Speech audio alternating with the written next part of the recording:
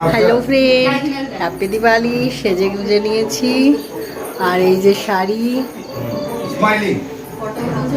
আর এই যে এরমভাবে পরেছি, হাতে নেল পালিশ, আর এই হাতেও এইভাবে।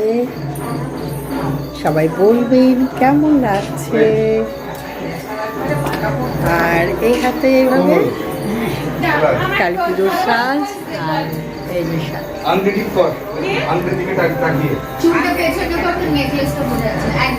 আর এই যে গলার এরকম একটা চকার পরেছি, আর সবসময় যেটা চেন পরে থাকে সেটা আছে, আর এখানে একটা এটা আছে।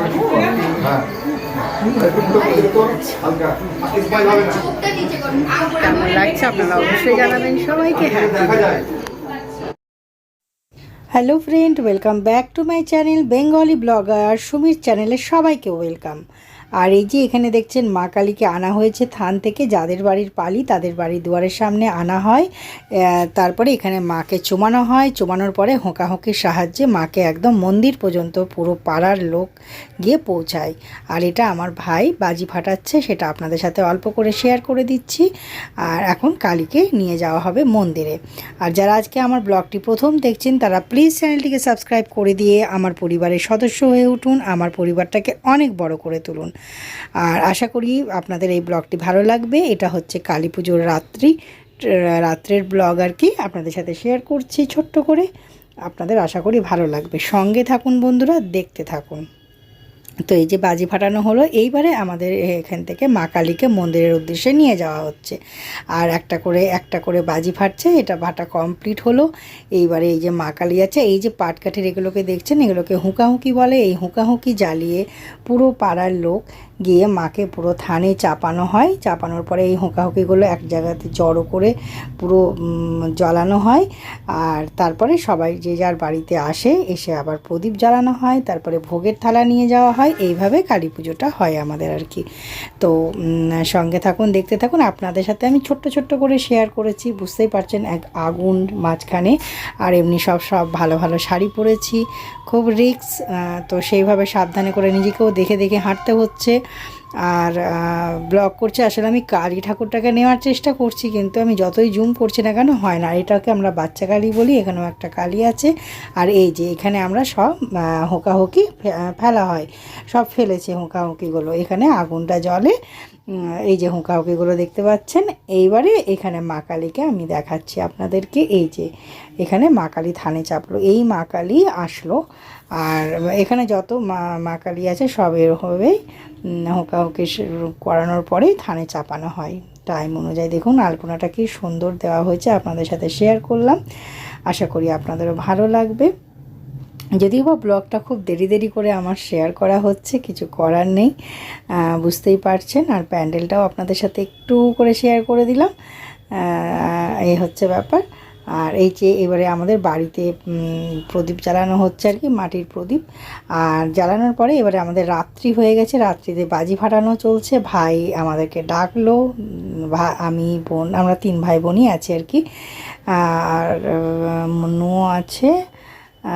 তো আমরা সবাই মিলে বাজি ফাটাচ্ছি, মানে ভাই ফাটাচ্ছে, আমরা দেখছি, দর্শক, আমরা ক্যামেরা করছি, এই হচ্ছে ব্যাপার। তো এইভাবে খুব আনন্দে কেটেছে, খুব ভালো কেটেছে কালী পুজোটা। আর আমি অনেক বছর পর গেছি, আপনাদেরকে এর আগের ব্লগেই বললাম, 3 বছর 8 মাস পর গেছি বাপের বাড়ি। আর এই যে আমার এটা বোনও ক্যামেরা করছে, একটু দেখতে পেলেন আপনারা।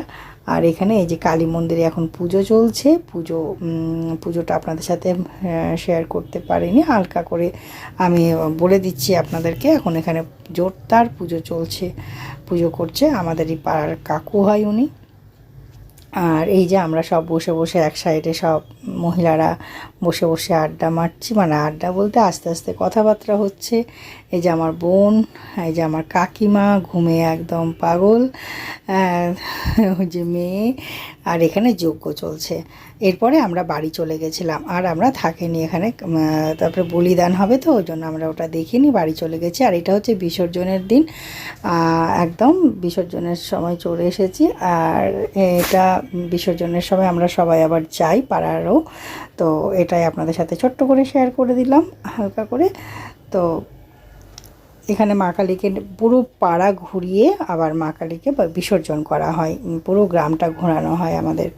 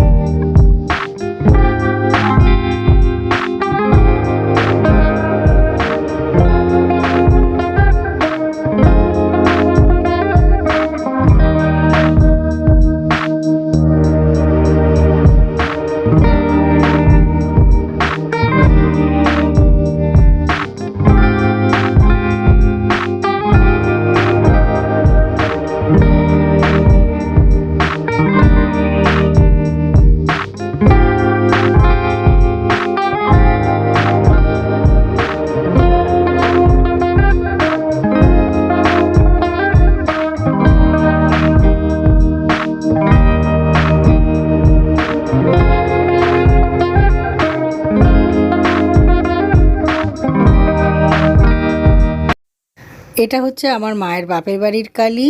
তো এটা আপনাদেরকে দেখিয়ে দিলাম। আমার ব্লগটা এখানেই শেষ করছি বন্ধুরা। সবাই খুব ভালো থাকবেন, লাইক করবেন, কমেন্ট করবেন, শেয়ার করবেন অ্যান্ড সাবস্ক্রাইব করবেন।